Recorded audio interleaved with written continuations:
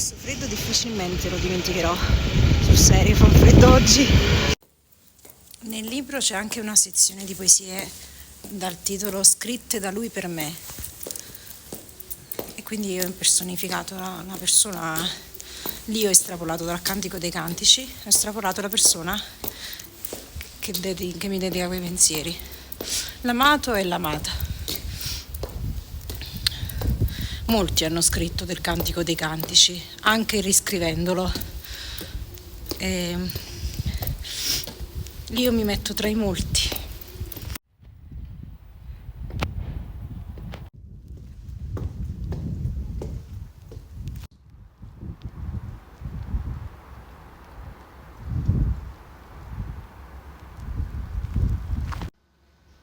Che meraviglia questa terrazza.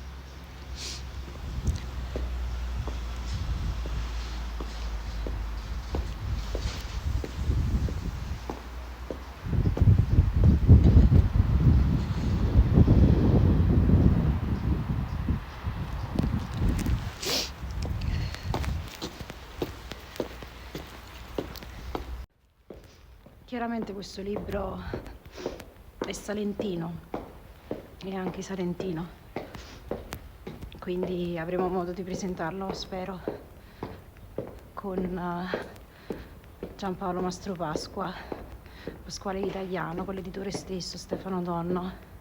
Mi piacerebbe molto ritornare nel Salento, amo molto quella terra. Poi di primo mattino ci sono ancora i rifiuti qua. Mi piacerebbe anche presentarlo, sì, nelle zone di Sina. Adesso ci organizziamo nel Senese. Questo libro ha una grande anima e abbraccia molti luoghi. Si può dire tutti i luoghi della terra. Parigi, New York, Roma, Berlino. Perché non sognare? Sono arrivata a Piazza Grande. Stranamente c'è anche l'albero di Natale. Mi viene in mente anche Istanbul, che ho già nominato. Istanbul, Atene, tante altre capitali. Perché non sognare? Qui stanno guardando tutti i mercatini, non lo sapevo. Ringrazio l'editore Stefano Donno per avermi fatto questo grande regalo di Natale. Ringrazio Giampaolo Mastropasqua, Pasquale Vitaliano, Marcello Buttazzo, Mauro Marino. Grazie. Grazie a tutti.